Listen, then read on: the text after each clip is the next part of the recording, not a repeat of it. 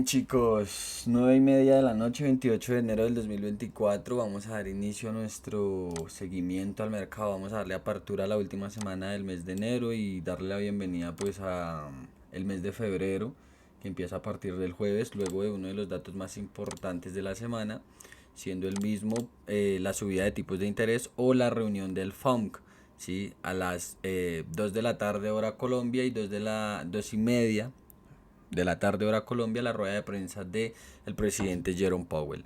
Para el día de mañana a nivel europeo, 8:10 de la mañana, tenemos las declaraciones de Guindos, ¿sí? Que es el vicepresidente del Banco Central Europeo.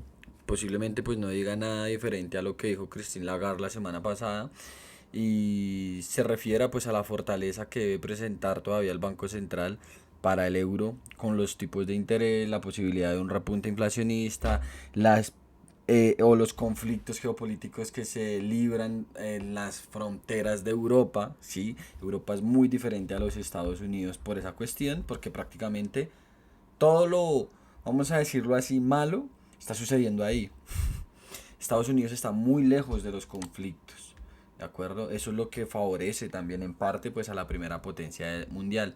Pero como tal, como dato importante de las divisas o de los activos que nosotros vigilamos, tenemos las declaraciones de Guindos. ¿De acuerdo? Ya el martes tenemos diferentes comparecencias también por parte de los miembros del Banco Central Europeo, pero sí tenemos un dato bastante interesante que es el Producto Interior Bruto de la zona europea, en donde, por ejemplo, a nivel anualizado del cuarto trimestre no se espera ningún crecimiento y a nivel trimestral se espera pues igual, menos 0.01%, lo que quiere decir que la zona europea como tal está en una recesión, ¿vale?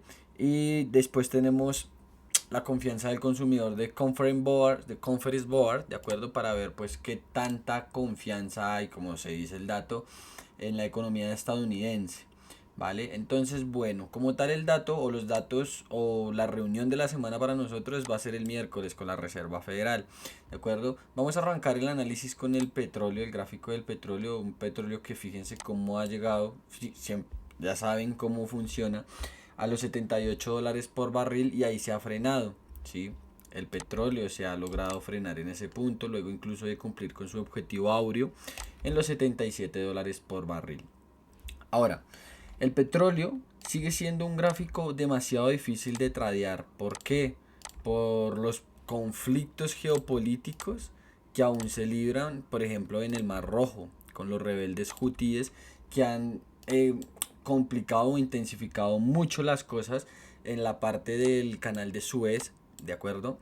Principal arteria o una de las principales arterias del comercio, ¿de acuerdo? Elevando los fletes, alargando las cláusulas de entrega de los diferentes bienes y servicios, ¿sí? Encareciendo el mantenimiento de los contenedores y de los cargueros como tal y causando posiblemente por detrás de toda bambalinas o por tras bambalinas como se dice coloquialmente el repunte de la inflación, ¿sí? A través de un shock de oferta, tal cual sucedió en el año 2020 cuando China también paralizó sus muelles, ¿sí? Sabiendo que pues China en esos momentos y actualmente todavía es un centro principal, ¿de acuerdo? O es una arteria, por así decirlo, principal, o un órgano, ya que es un país, así lo hablamos en metáforas, del comercio mundial. ¿Sí? De empresas de la talla de China, Apple, que son empresas que igualmente se están mudando a la India por diferentes temas como la mano de obra barata, ¿sí? Y la política de la India con las empresas, ¿de acuerdo? Pero volviendo al tema es lo mismo, ¿sí? Si se congela el canal del Bab el Mandeb y el canal de Suez junto a la sequía que está presentando el canal de Panamá, pues chicos, no hay que ser muy profesional para saber que el shock de oferta puede producir nuevamente un repunte en la inflación, ¿de acuerdo? Llevándola incluso al entorno del 4%. Bien, eso por el lado de las cadenas de suministros, ¿sí? Porque el petróleo está tranquilo, pero vuelvo y les digo, es un gráfico muy complicado de tradear actualmente. Yo lo sigo viendo en compras, sin embargo ya la resistencia de los $79 por barril ya puede ser o sería una resistencia fuerte, a no ser de que suceda algún cisne negro, como algún ataque directo hacia los portaaviones de los Estados Unidos, ¿sí? Del Reino Unido y demás, de acuerdo, causando víctimas ya como tal norteamericanas e intensificando el conflicto, incluso posicionando a Irán como eh, un miembro o un principal benefactor, que ya sabemos que es de los hutíes y de los demás miembros terroristas que circulan en la parte de Oriente Medio, como por ejemplo también los Hezbollah en el norte de Israel, ¿de acuerdo? Y puedan elevar el precio del petróleo pues a los $100 por barril como mínimo, donde lo hemos estado esperando desde el año pasado, ¿no? Que es un nivel bastante interesante si nosotros vemos la estructuración diaria o como tal la estructuración semanal del petróleo, luego de que él mismo también ha resistido o ha respetado bastante bien el soporte de los $62 por barril, que a nivel técnico y luego de la pérdida de los $83, a mí me apuntan de que la zona mínima serían los $86 por barril nuevamente. Esa vendría siendo la cuota mínima. Pero si nosotros ahora nos enfocamos en donde está actualmente el petróleo, creería que entraríamos en un, una devolución del precio, ¿de acuerdo? Aunque pues la subida del mismo gráfico ha sido perfecta. Realmente que yo como trader, con la experiencia que llevo y demás, me parece que estas estructuras son las mejores que se pueden presentar para poder aprovecharlas, ¿no? Son estructuras perfectas de impulsos, retrocesos, y acá pues en estos momentos se pierde la eficiencia del mercado con una estructura totalmente en vertical. Sin embargo, si nosotros lo vemos como se debe ver, ¿de acuerdo? Vela por vela, pues igual todo ha sido una estructura totalmente eficiente. No se ve ninguna ineficiencia por parte del mercado, por lo menos no en estas temporalidades tan altas. Y ya solamente yo me quedaría en una temporalidad de H1 para determinar qué podría ser el petróleo en el corto plazo o a nivel técnico por lo menos. Bien, tenemos la siguiente zona de trabajo, ¿de acuerdo? Y yo esperaría una devolución del gráfico o pues como tal de los mismos precios del petróleo a la zona de los 76. Se podría ver una muy buena cota del mercado o una muy buena zona para el petróleo, para que el mismo pueda volver a entrar en la zona discount y volver a buscar la excusa para comprar, tal vez en temporalidades pues ya más pequeñas.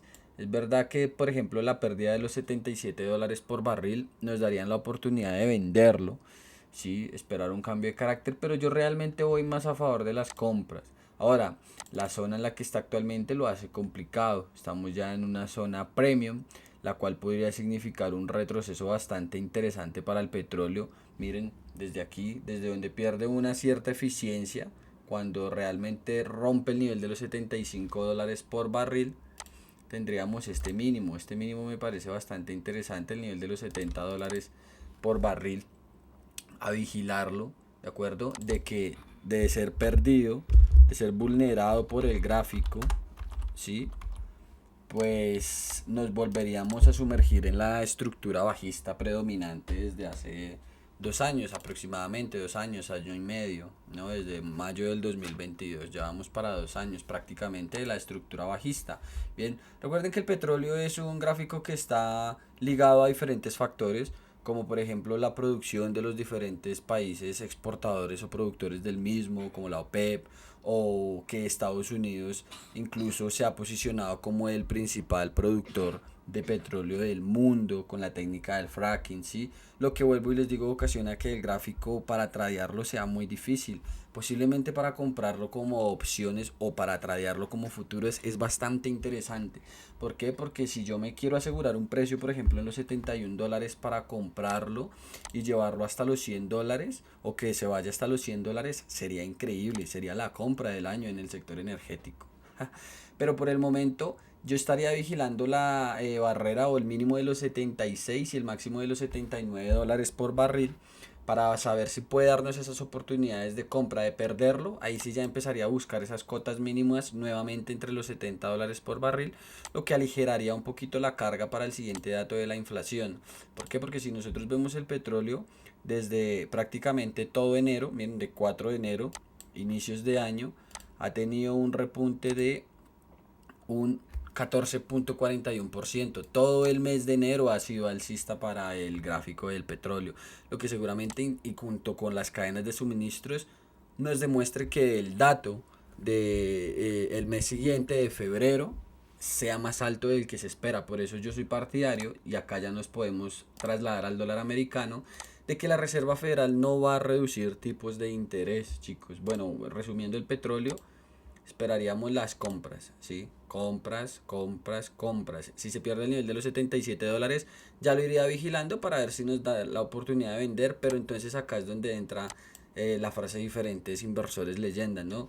El trading o la bolsa de valores de sus diferentes mercados del mundo traslada el dinero de los impacientes a los pacientes. Y yo en el petróleo preferiría tener paciencia por estas zonas para empezar a buscar mi excusa de compra. De resto, prefiero quedarme quieto con el mismo. Bien, ahora sí, vámonos al gráfico del dólar. De acuerdo que saben que junto con las letras del tesoro, por ejemplo a 2 y a 10 años, son de lo más importante que marca actualmente una dirección para la renta fija y la renta variable. De, por ejemplo, desde mi punto de vista del primer trimestre del año, donde yo considero que el mercado está equivocado, aunque el mercado va a lo suyo, chicos. Va a lo suyo, miren, después de los datos de la semana pasada que favorecen al dólar, que dan expectativas positivas para la renta fija, el mercado le importa tres bledos y ha repuntado. Esto la semana pasada, bueno, eso no fue la semana pasada empezó el 22, vamos a verlo por aquí, bueno, un 1.35%, pero desde la semana antepasada ya había venido con un repunte de un 4.07%, ¿sí? Entonces el mercado va a lo suyo. Esta semana tenemos resultados empresariales de diferentes compañías de bastante peso en el SP 500, que son datos que afectan muchísimo a la bolsa por las expectativas que genera el mercado de las mismas. Por ejemplo, el martes tenemos a Microsoft, tenemos a Alphabet y tenemos a Pfizer, ¿sí? Que son bolsas o son activos que han impulsado muchísimo el mercado. Nada más Microsoft tiene una ponderación de aproximadamente un poco más del 7% sobre el SP 500. Si Microsoft, con esta investigación que se está abriendo por parte del gobierno de los Estados Unidos y las técnicas que están, o las tácticas o las estrategias que están utilizando para el desarrollo de la inteligencia artificial, provocan que la compañía corrija junto con la expectativa que se tiene de que los tipos de interés no se van a pausar. Yo no considero que posiblemente los vayan a reducir, los vayan a subir más, pero es difícil una reducción. Yo veo difícil una reducción y se va a seguir el guión que siguió, por ejemplo, el Banco Central Europeo, y no se van a descontar tipos. Eso el mercado no lo espera. No lo espera, aunque bueno, ya las expectativas se han reducido mucho a un 30% de que la Reserva Federal no va a reducir tipos de interés, y posiblemente pues el SP 500 descuente ese movimiento para los 2 primeros días y después continúe con su estructura alcista, porque así funciona, chicos. Así sucedió en el Bitcoin. Sí, recuerden esa frase: compra con la noticia, compra con el rumor y vende con la noticia. Ya vamos a hablar del Bitcoin también, ¿vale? Ahora, bueno, estábamos en el dólar. El dólar americano se encuentra en una acumulación, ¿sí? De acuerdo, barra distribución, no, sí, una acumulación, perdón, igual que la que presentó a inicios de mes, ¿no? Cuando luego salen todos los datos a favor del dólar y el dólar repunta. Ahora, ¿qué pasa? Que el dólar americano, al igual que el petróleo, se encuentra atrapado en los siguientes niveles, niveles que aún no me dan la confianza para decir, ok, el dólar ya tiene ganas de ser alcista y de venir a liquidar por lo menos la zona de los 105 puntos, sin olvidarnos que tiene zonas en los 110, que a nivel de Fibonacci y demás sabemos que también van a ser dadas en algún momento. ¿Qué, qué es lo otro? ¿Qué pasa también? Que estamos en una zona premium, es complicado.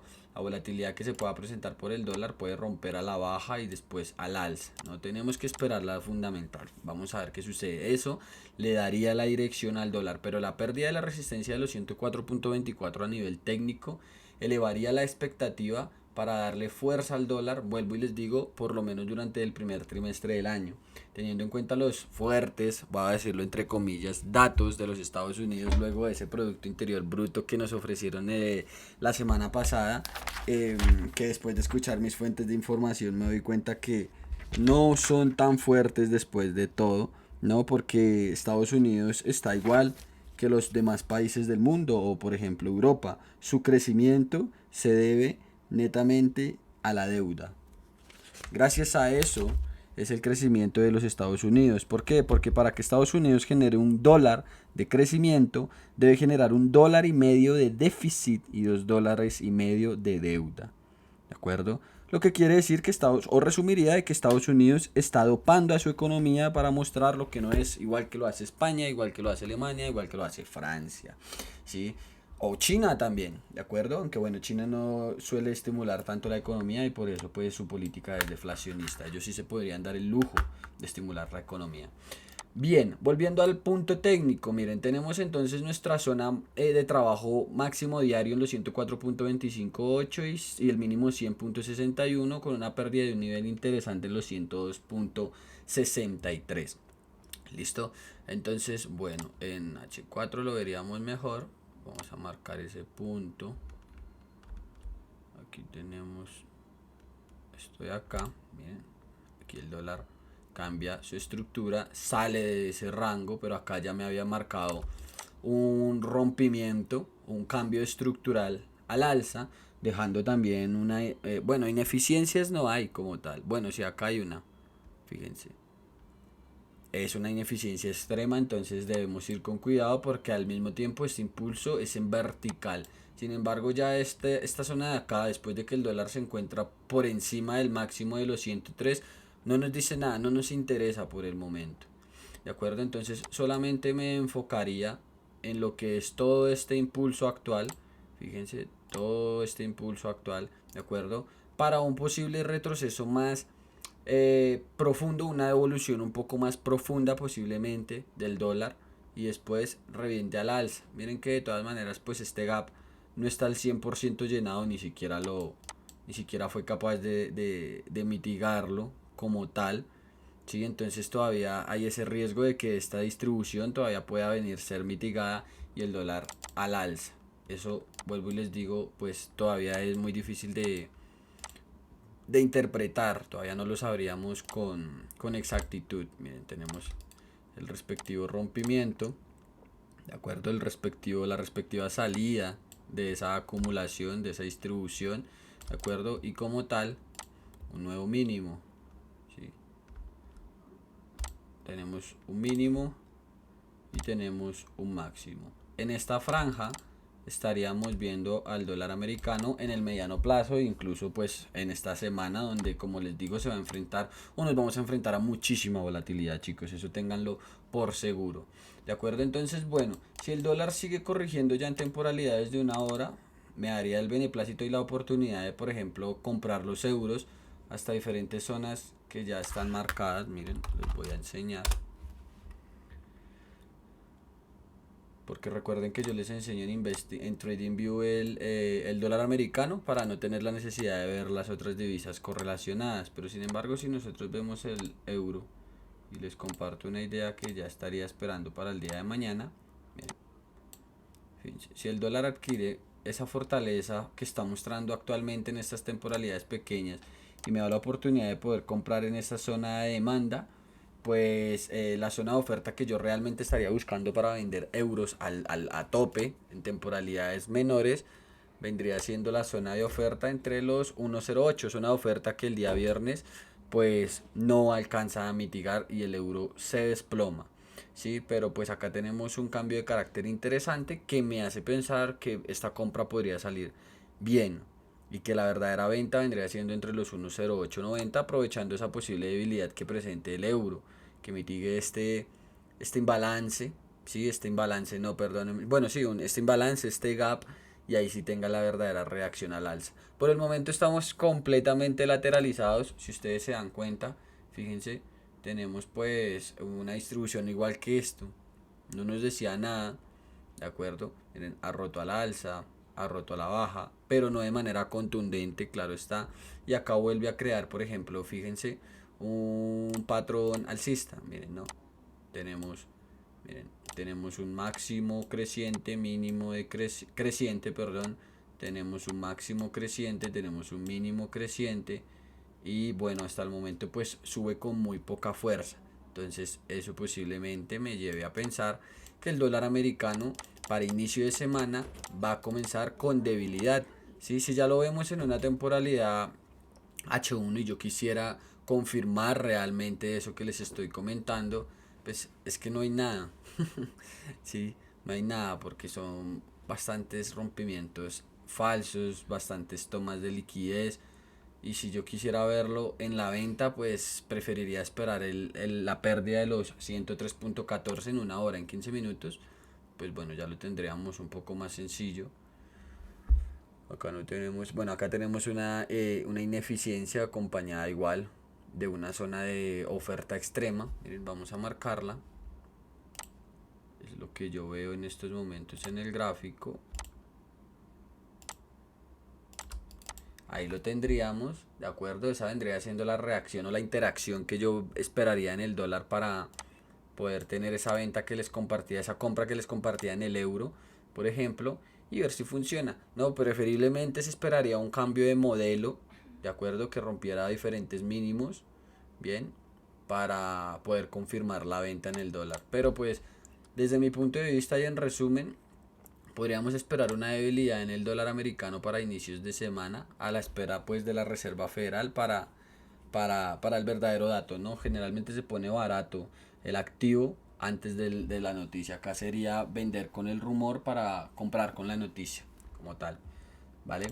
Y eso me traslada a mí al SP500, un SP500 que bueno, ustedes se pueden dar cuenta como esa idea pues sale en stop, no alcanza a llegar hasta la demanda extrema que teníamos en los 4704 y se va derecho a cumplir objetivo en los 4861 puntos, dejándonos pues un impulso en vertical, totalmente en vertical, ¿de acuerdo? Y ahora ofreciéndonos o dejándonos ver un nuevo análisis. Sí. Bueno, vamos. No, no lo voy a borrar para dejarlo ahí. Vamos a quitar más bien esto de acá. Eso es. Aquí. Esta zona de demanda aún no ha sido mitigada. Tenemos esos máximos. Vámonos a diario. Permítanme, chicos, para poder marcar las cosas correctamente. Que no se nos vaya a escapar absolutamente nada. No entiendo esto de dónde es. Vamos a quitarlo. Eso es, ya lo tenemos ahí. Ya tenemos un rompimiento contundente mensual. Sí, ya tenemos, ahora sí tenemos un nuevo máximo en las bolsas a nivel histórico, increíble. A pesar de todo lo que está sucediendo, genial. ¿De acuerdo? Listo, tenemos ahora un nuevo mínimo. Bien, seguimos teniendo la zona de oferta extrema. Tenemos ahora sí rompimiento máximo.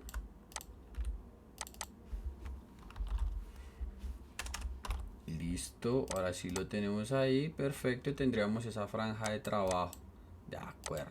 Muy bien, chicos. Lo mismo que el dólar americano. Miren, si nosotros nos vamos allá a H4, entraríamos en una fase correctiva del SP500, o yo esperaría una fase correctiva. Esto ha sido un impulso muy verticalizado. No quiere decir que el SP500 pues no suba más, eso es mentira.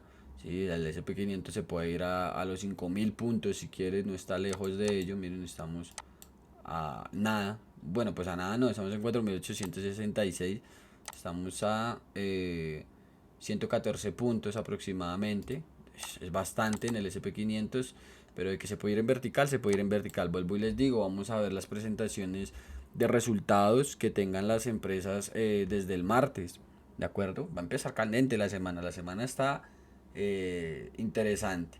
Sí, si yo quisiera buscar esas oportunidades para vender el SP500, teniendo en cuenta la sobrecompra en la que se encuentra y teniendo en cuenta que pues entraríamos en un retroceso, fíjense, en este caso ensancharíamos un poco más o iríamos encogiendo un poco más ya la zona de trabajo en la que nos enfocaríamos, cuáles serían siendo los mínimos interesantes que pueda ir perdiendo el SP para buscar la zona de demanda en los 4704, 4694, ¿sí?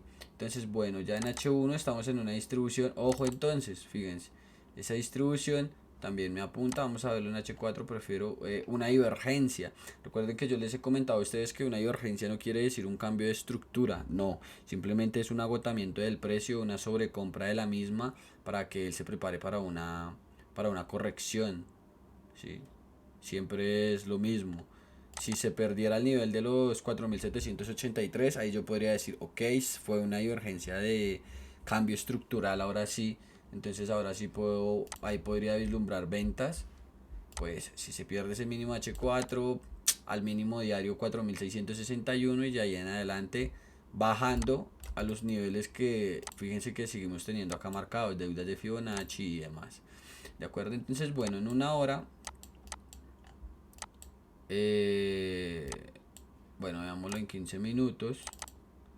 Eso es ahí. Miren, en 15 minutos ya tenemos algo un poco más chévere, más interesante que me podría indicar las ventas en el SP500, pero que me hacen pensarlo. ¿Por qué? Porque el dólar, por la fuerza del dólar americano, sí, por la por la debilidad del dólar americano, sí, si el dólar americano se debilita en los primeros días de la semana, pues la renta variable por correlación haría lo contrario y se recuperaría con fuerza, sí, pero por esta estructura a mí me llevaría a pensarlo en ventas,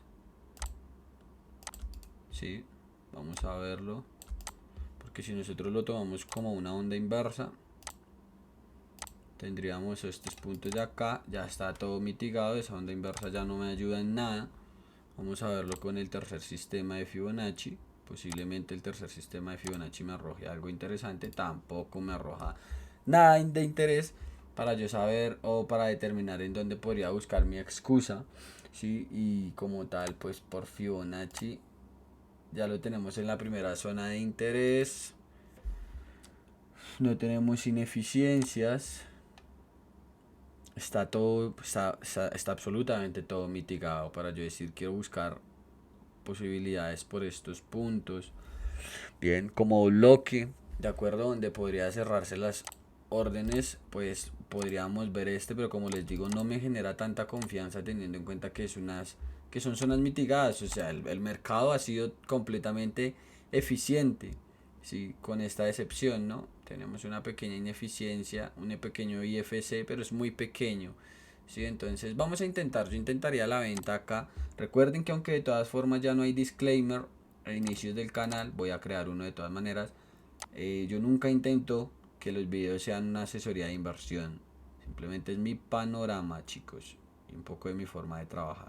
¿Listo? Tendríamos ese stop, ¿de acuerdo?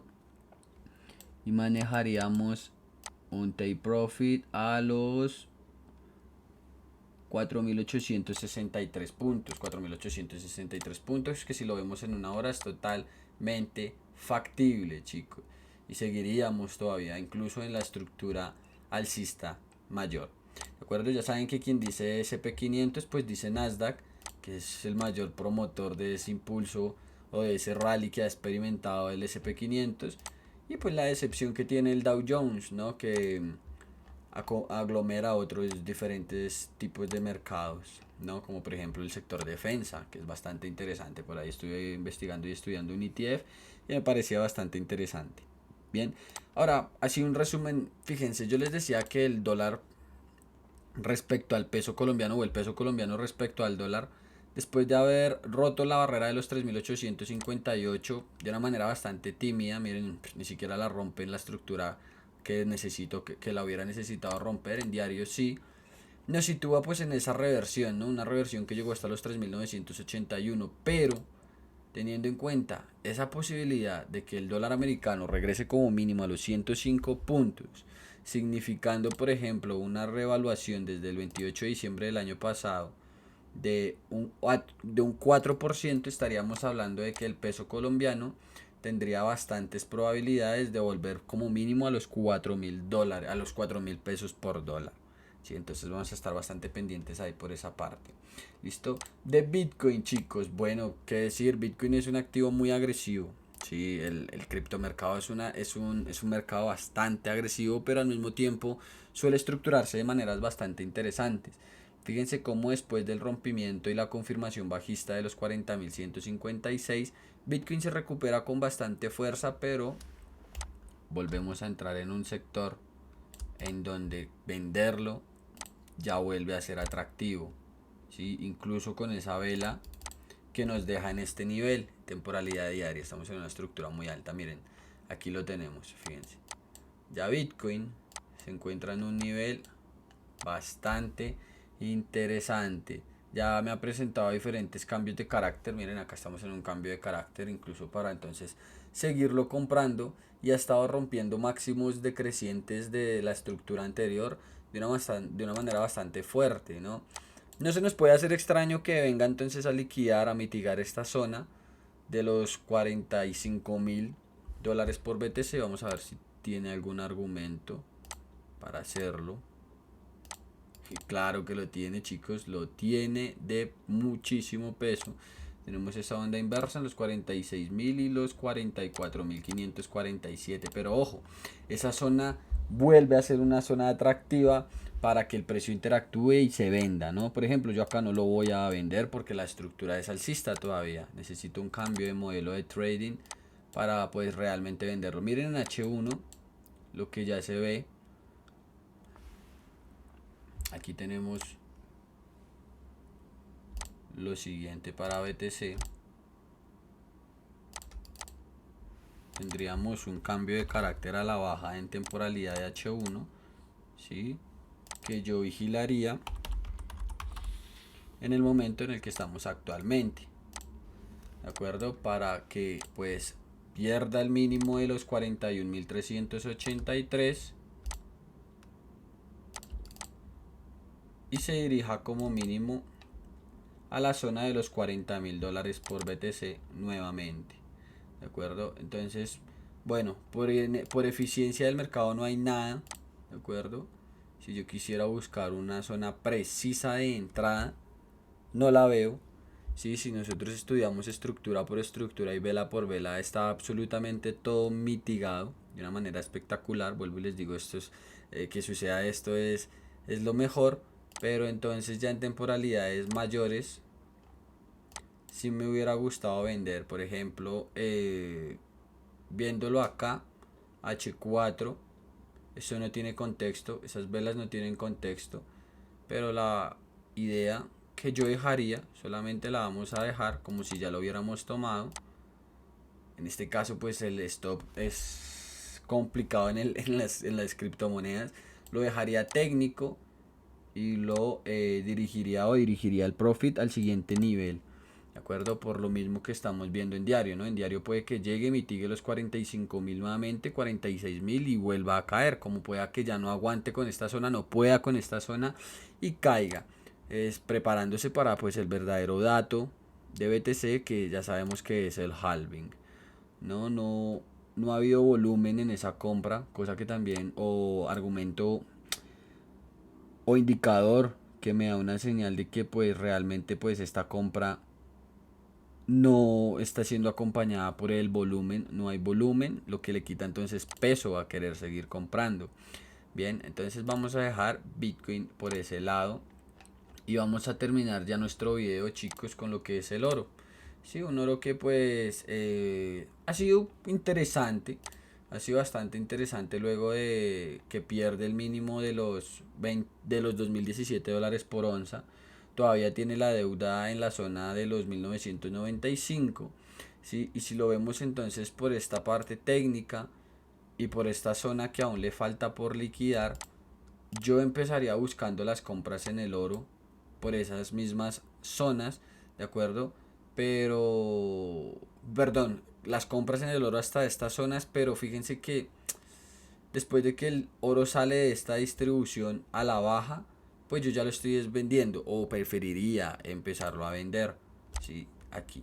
Esta vendría siendo mi zona de venta para el oro. Esperaré cómo interactúe o cómo amanezca mañana después de la sesión de Londres para venderlo nuevamente a ese mínimo, ¿no? Ya en H4 entonces tendríamos algo así, tendríamos un retroceso, un impulso, un retroceso, ¿sí? Y un siguiente impulso, ¿de acuerdo? Entonces, bien chicos, ya saben, siempre me gustaría compartirles temas de fundamentales, geopolítica, macroeconomía de interés, pero pues los videos se hacen bastante extensos, por lo que tenemos también que concentrarnos en la parte técnica, ¿no? Que pues es la idea de combinar esos dos conocimientos. ¿De acuerdo, chicos? Entonces, pendientes al petróleo, es el gráfico más importante, sigue siéndolo, o es de los gráficos más importantes, ¿de acuerdo? A la no desinversión de la curva, miren cómo mientras el bono a 10 años está entregando una rentabilidad del 4.13%, el de 2 años del 4.34% y con posibilidades o patrones de volver a querer recuperar su tendencia alcista. Si lo hace, pues imagínense nuevamente los bonos al 5.25% a 2 años, ¿sí? Mientras que a 10 años igual nuevamente superando la barrera del 5%, todavía conservando la estructura alcista. Bien chicos, entonces bueno, vamos a dejarlo hasta ahí. Recuerden que si les gustó el video me pueden ayudar con un like, suscribiéndose al canal y activando la campanita de notificaciones para que estén al tanto de todas las actualizaciones diarias que subimos, bueno, con el seguimiento al mercado en el canal de YouTube. Les hablo Julián Giraldo, chicos, muchísimas gracias y hasta luego, que estén muy bien.